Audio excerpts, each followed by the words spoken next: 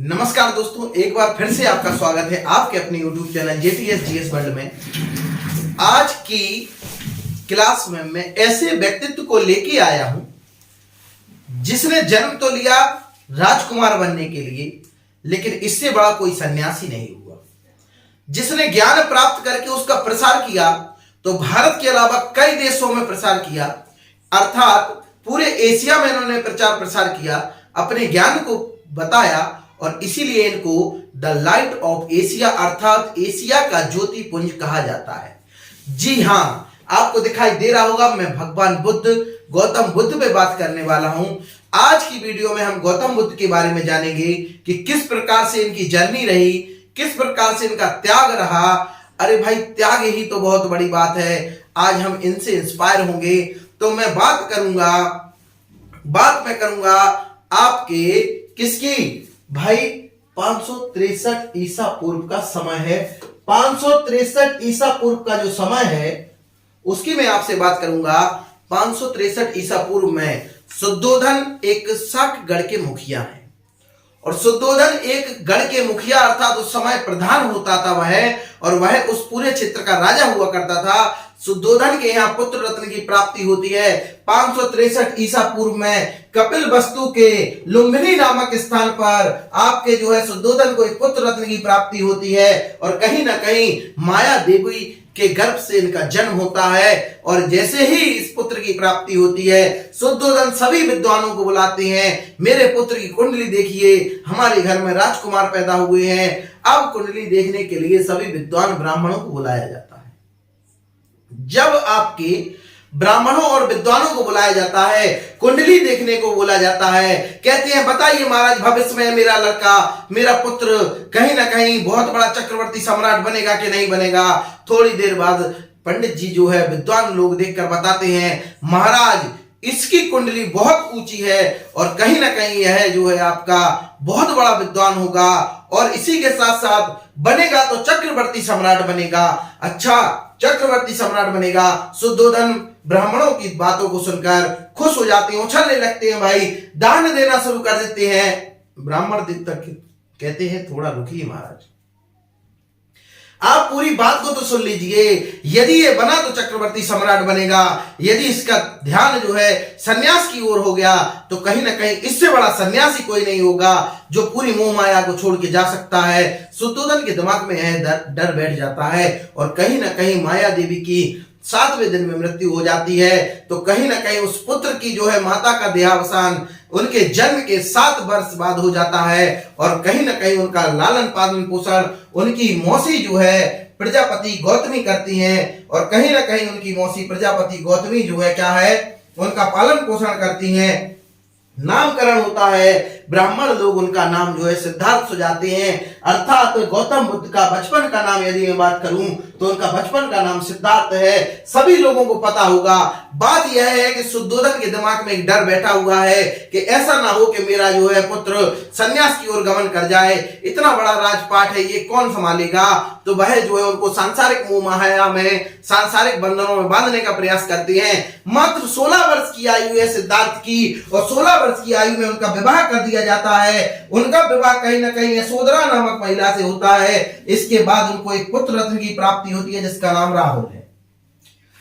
तो सांसारिक मोह माया बंधन में शुद्धोधन ने अपने पुत्र सिद्धार्थ को बांध दिया है और इस प्रकार से जब उनको बांधा गया है तो शुद्धोधन कुछ हद तक इस बात को समझते हैं कि अब ये मोह माया और सांसारिक बंधन में बंध चुके हैं, संभवतः ऐसा नहीं होगा, फिर भी उनको डर है। आखिरकार क्या करते हैं शुद्धोधन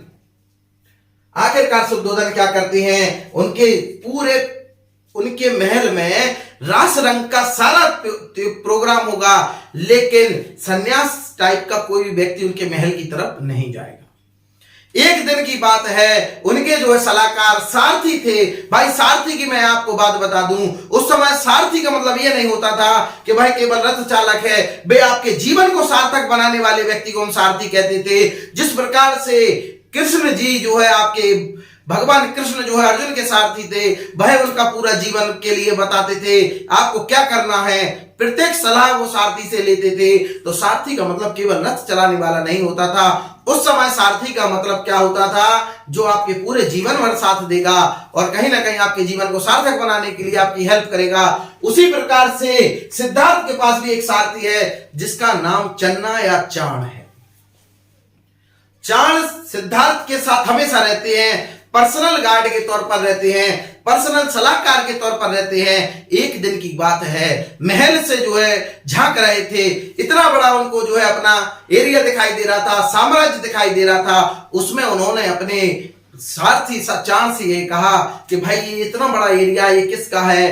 तो बोला गया, चाण बोले महाराज राजकुमार आपका ही ये पूरा क्षेत्र है। तो उनके दिमाग में एक जिज्ञासा आई, सिद्धार्थ के दिमाग में जिज्ञासा आती है कि ये पूरा यदि मेरा राज्य तो मैं इसको घूमना चाहता हूं। चाण भागते हुए शुद्धोधन के पास जाते हैं, क्या कहते हैं, महाराज सिद्धार्थ जो है पूरे नगर के भ्रमण पर निकलना चाहते हैं और यदि यह जो है नगर के भ्रमण पर निकलेंगे तो कहीं ना कहीं आपके पूरे क्षेत्र को घूमेंगे और समझेंगे।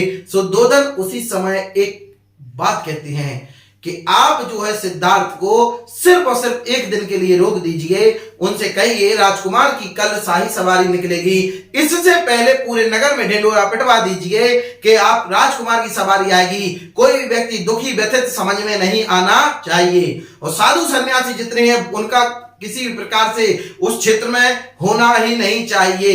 तो उस पूरे एरिया में साधु सन्यासियों पर बैन लगा दिया गया और कहीं ना कहीं सभी लोग खुश हैं। और आगे चल के अगले दिन चाण सारथी के साथ आपके जो है सिद्धार्थ की सवारी निकल रही है।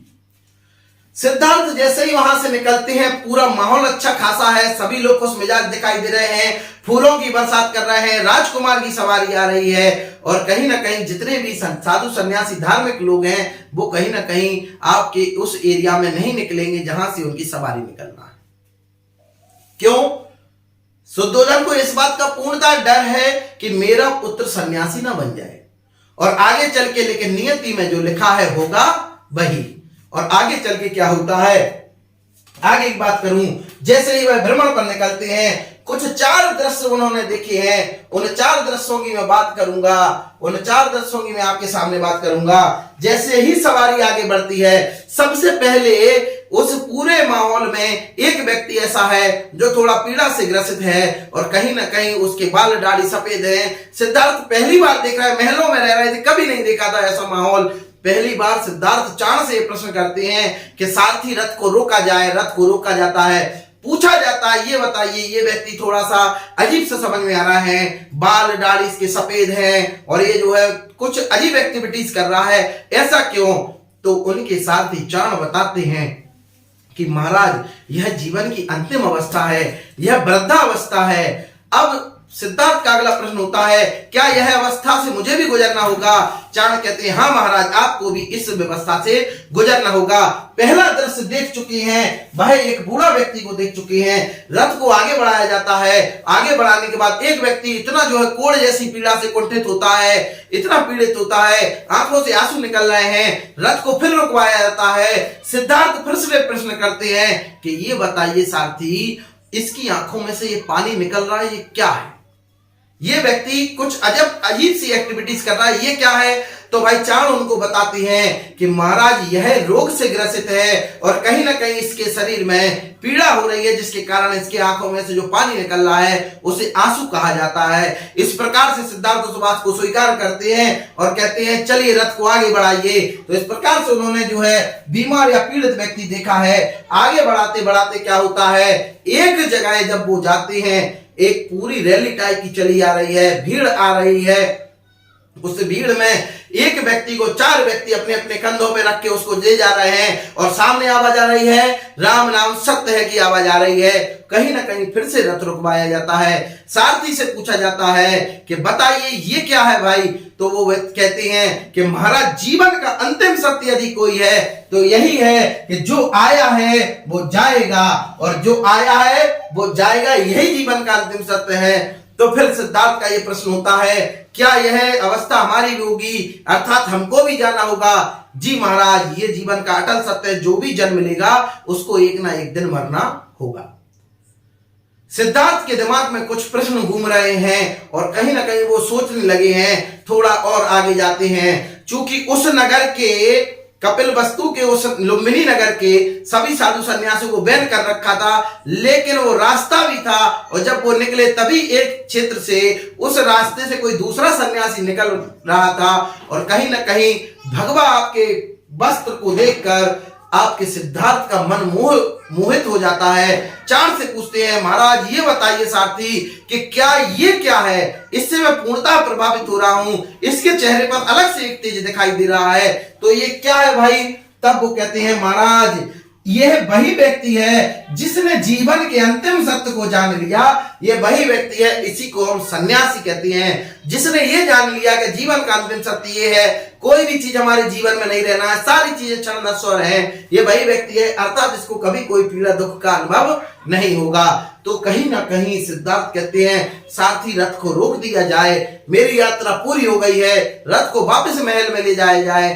सिद्धार्थ के दिमाग में काफी प्रश्न चल रहे हैं, इतने प्रश्न चल रहे हैं, आगे चल के 29 वर्ष की अवस्था आ चुकी है। उस अवस्था में इन्हीं विचारों से उनका हृदय परिवर्तन हुआ है और हृदय परिवर्तन होने के बाद वह अपने ग्रह को त्याग देते हैं और कहीं ना कहीं सन्यास के मार्ग पर चल देते हैं। और कहीं ना कहीं बौद्ध ग्रंथों में उस ग्रह त्याग की परिघटना को महावीर निष्क्रमण कहा गया है। क्या कहा गया भाई? महावीर निष्क्रमण। एग्जाम में पूछा जाता है कि महावीर निष्क्रमण का मतलब क्या है? उसका मतलब है ग्रह त्याग करना। तो इसके बाद मैं बात करूं, जैसे ही ग्रह त्याग करते हैं, आगे चल के कहीं ना कहीं सिद्धार्थ वैशाली की ओर बढ़ते हैं। वैशाली में सांख्य दर्शन के बहुत शानदार गुरु हैं और जिसका नाम है आलार कलाम। जो वैशाली में आपके सांख्य दर्शन के गुरु हैं उनका नाम है आलार कलाम। उन्होंने वह जो है शिक्षा लेते हैं और इस प्रकार भगवान बुद्ध के यानी सिद्धार्थ के प्रथम गुरु कोई हुए हैं। तो कौन हुए हैं भाई? आलार कलाम हुए हैं। इसके बाद ज्ञान प्राप्त करके थोड़ा और आगे जाते हैं, कहीं ना कहीं राजगीर पहुंच जाते हैं। राजगीर जब पहुंच जाते हैं तो उनका मुलाकात किससे होती है? एक और संत है रुद्रक रामपुत्र, और कहीं ना कहीं आपके रुद्रक रामपुत्र से मुलाकात होती है, उनसे भी शिक्षा ग्रहण की जाती है और आगे चल के उनकी जो है यात्रा बढ़ती चली जा रही है। वो जिस ज्ञान को चाहते हैं वो ज्ञान उनको समझ में नहीं आ पाया अभी तक। आगे चले हैं भाई, आगे चलते चलते उर्मिला में पहुंच गए। उर्मिला में जब पहुंचे हैं, 5 अच्छे साधक मिले हैं, बातें बहुत अच्छी हैं, ज्ञान की बातें कर रहे हैं। कहीं ना कहीं मन करता है क्यों ना इनके साथ ही साधना करना शुरू हो जाए। 5 साधकों के साथ जो है आपकी तपस्या करना शुरू करते हैं, लेकिन उस तपस्या से भी उनको विशेष ज्ञान की प्राप्ति होती नहीं दिख रही है। और जब विशेष ज्ञान की प्राप्ति होती नहीं दिख रही है तो वह स्वयं जो है चले जाते हैं बिना अन्न जल ग्रहण किए। आपकी मैं बात बता दूं, 6 वर्ष तक तपस्या होती है और कठिन तपस्या होती है। और वैशाख पूर्णिमा को उनको फल्गु या निरंजना नदी के किनारे और कहीं ना कहीं पीपल वृक्ष के नीचे बैठे हुए हैं। कितने वर्ष? 6 वर्ष। 6 वर्ष तक कठिन तपस्या हो रही है और 6 वर्ष की कठिन तपस्या के बाद उनको ज्ञान की प्राप्ति होती है। जब उनको ज्ञान की प्राप्ति होती है तब वह जो है सिद्धार्थ से महात्मा बुद्ध कहलाते हैं। कौन कहलाते हैं भाई? उसके बाद वह महात्मा बुद्ध कहलाते हैं। अर्थात याद रखा जाएगा, फल्गु या निरंजना नदी है, पीपल वृक्ष के नीचे आपकी जो है तपस्या हुई है। याद रखना, त्याग किया है राजकुमार बनते, राजपाट का पूरा त्याग किया गया है और बिना त्याग के कोई बदलाव संभव नहीं हुए। बिना त्याग के बदलाव नहीं होता और बड़े बदलाव के लिए बड़े त्याग की आवश्यकता होती है। आप लोग भी पढ़ेंगे, आगे बढ़ेंगे, लेकिन त्याग करेंगे तब। आलस का त्याग करके पढ़ाई करेंगे तो आप भी बहुत ज्यादा आगे बढ़ेंगे। तो मैं ये कहना चाहता हूं कि त्याग किया है, याद रखना, जिसने आज राजपाट का त्याग किया है, जिसने अपने सुख भोग का त्याग किया है, उसने ही इतिहास रचा है। भगवान राम यदि अपने राजपाट का त्याग करके ना जाते तो शायद आज वो राजा राम ही होके रह जाते, जिन्हें हम भगवान राम ना कहते। तो आगे की मैं बात करूं तो यहां से आपका ज्ञान की प्राप्ति हो चुकी है। गौतम बुद्ध कहीं ना कहीं कहला रहे हैं। और आगे की मैं बात करूं तो भाई ज्ञान आ चुका है, उसका वैल्यू क्या है भाई? आपके पास जो ज्ञान आ चुका है उसकी वैल्यू क्या है? उसकी वैल्यू यह होगी कि कहीं ना कहीं उस ज्ञान का प्रसार करना है। सबसे पहले आपका उपदेश देने के लिए सारनाथ पहुंचते हैं। सबसे पहला उपदेश भगवान बुद्ध ने कहां दिया है? सारनाथ में। ये बात याद रखेंगे। और जैसे ही वो उपदेश दिया गया उसे बौद्ध ग्रंथों में हम धर्म चक्र प्रवर्तन के नाम से जानते हैं। किस नाम से जानते हैं भाई? धर्म चक्र प्रवर्तन के नाम से जानते हैं। धीरे धीरे आपने जो है ज्ञान का प्रसार करते हुए चले जा रहे हैं। उस समय की भाषा जो थी संस्कृत हुआ करती थी, काफी कठिन भाषा होती थी ज्ञान की, तो उन्होंने जन साधारण भाषा पाली में अपने पूरे उपदेश दिए हैं। और कहीं ना कहीं कौशल देश की राजधानी की बात मैं कर लूं, श्रावस्ती, उस एरिया में भगवान बुद्ध ने अपने सबसे ज्यादा क्या दिए हैं भाई? उपदेश दिए हैं। आगे चल के इतना ज्यादा धर्म इनका जो है फेमस होता चला जाएगा। बड़े बड़े शासक की बात करूं, बिंबिसार की बात करूं, प्रसेनजित की बात करूं, उदयन की बात करूं, मगध के बहुत बड़े बड़े राजा हैं। स्टार्टिंग होती है भाई आपके मगध की। ये भी कहीं ना कहीं भगवान बुद्ध के क्या होते हैं? अनुयायी हो जाते हैं। और आगे चल के 80 वर्ष की अवस्था आ चुकी है भगवान बुद्ध की और 483 ईसा पूर्व का समय है। 483 ईसा पूर्व का समय है और मल्लों की राजधानी कुशावती या कुशीनगर है, उस जगह वह पहुंच चुके हैं। अपने अंतिम समय में वह कुशीनगर पहुंच चुके हैं और चुंद नामक सुनार के यहाँ वो भोजन कर रहे हैं। और कहीं ना कहीं उस भोजन से उनको फूड पॉइजनिंग जैसी बीमारी हो जाती है, जिसके कारण 483 ईसा पूर्व में उनकी मृत्यु हो जाती है। तो ये कुशीनगर में उनकी मृत्यु हुई है। और कहीं ना कहीं जब उनकी मृत्यु कुशीनगर में हो जाती है तो मैं आपको बता दूं, इस मृत्यु को बौद्ध धर्मों में आपका महापरिनिर्वाण कहा गया है। महापरिनिर्वाण भगवान बुद्ध का हो चुका है। इसके बाद में बात करूं, चूंकि मैं आपको बता चुका हूं ये मल्लों की राजधानी है कुशीनगर। जब मल्लों की राजधानी है कुशीनगर है तो मल्ल उनकी क्या करेंगे भाई? अंत्येष्टि करेंगे। तो मल्ल जो है क्या है, उनका जो है अत्यंत सम्मान पूर्वक क्या करते हैं भाई? अंत्येष्टि या अंतिम संस्कार करते हैं। कुछ बौद्ध ग्रंथों में यह कहा गया है कि उनके कहीं ना कहीं आपके अवशेषों को 8 भागों में बांटकर 8 स्तूपों में रखा गया है। और बौद्ध धर्म का यदि दर्शन की बात करूं तो बौद्ध धर्म से संबंधित सबसे पहली जो रचना है वो है त्रिपिटक। और पिटक का मतलब है टोकरी, और त्रिपिटक में आपकी ज्ञान की टोकरी है। तीनों में कहीं ना कहीं ज्ञान की बात हुई है। त्रिपिटक की मैं बात करूं तो यहाँ पर सुप्त पिटक की बात कर लूं, धार्मिक सिद्धांतों की बात की है। कहीं ना कहीं विनय पिटक की बात कर लूं, जो उनके बौद्ध मठों में भिक्षु भिक्षुणी रहते हैं, वो किस प्रकार से अपना जीवन व्यतीत करते हैं, उनकी बात की गई है। नियमों की बात हुई है। अभिधम्म पिटक की बात करूं तो कहीं ना कहीं उनके सिद्धांतों को सुव्यवस्थित तरीके से बताया गया है। और बौद्ध धर्म में मुख्य रूप से अनीश्वरवाद की कहीं ना कहीं परिकल्पना है और कहीं ना कहीं इसमें आत्मा की परिकल्पना नहीं। तो यहां पर मैं आपको बता रहा हूं इसमें आत्मा की परिकल्पना भी नहीं है और यहां पर ईश्वर की कोई चर्चा नहीं है। ईश्वर जैसी कोई विशेष चीज नहीं होती। आप मूर्ति पूजा नहीं करेंगे, ये मुख्य रूप से भगवान बुद्ध ने इसको सपोर्ट किया है। आप कहीं ना कहीं प्रकृति की पूजा करेंगे। तो इसके बाद थोड़ी सी आगे बात करूंगा। इसमें मैं बात करूं तो भगवान बुद्ध के आपके जो बुद्ध सिद्धांत हैं उसमें पुनर्जन्म की भी मान्यता की गई है। और कहीं ना कहीं तृष्णा को बताया है कि जब आपकी महत्वाकांक्षा या तृष्णा क्षीण हो जाएगी, खत्म हो जाएगी, तभी आपको निर्माण की प्राप्ति होगी, तभी आपका निर्माण होगा। जब तक आपके जो है मन में कहीं ना कहीं महत्वाकांक्षा है, इच्छाएं हैं, तब तक आपको निर्वाण की प्राप्ति नहीं होगी। विश्व दुखों से भरा हुआ है। यह किसका सिद्धांत है भाई? गौतम बुद्ध का सिद्धांत। कहां से लिया गया है? उपनिषद से लिया गया है।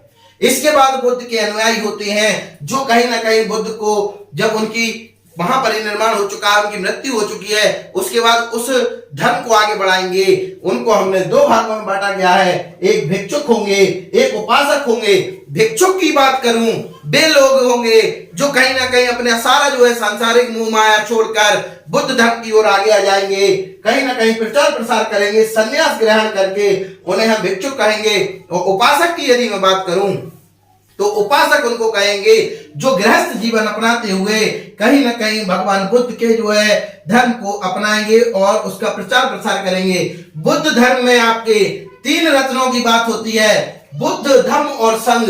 और मैं बताऊंगा आगे चल के किस प्रकार अशोक जब 261 ईसा पूर्व में कलिंग अटैक करता है, उसके बाद उसका जो हृदय परिवर्तन होता है, तो वह कहीं ना कहीं युद्ध नीति को त्याग कर धम्म नीति को अपनाएगा और इसी बुद्ध धर्म को अपनाएगा। बुद्धम शरणम गच्छामि, धम्मम शरणम गच्छामि और संघम शरणम गच्छामि, अर्थात मैं धम्म की ओर जाना चाहता हूं। तो इस प्रकार से आज की क्लास में हमने आपसे भगवान बुद्ध के बारे में बात की है। मुश्किलें हजार आती हैं भाई, मुश्किलें दिल के इरादे आजमाती हैं, स्वप्न के पर्दे निगाहों से हटाती हैं।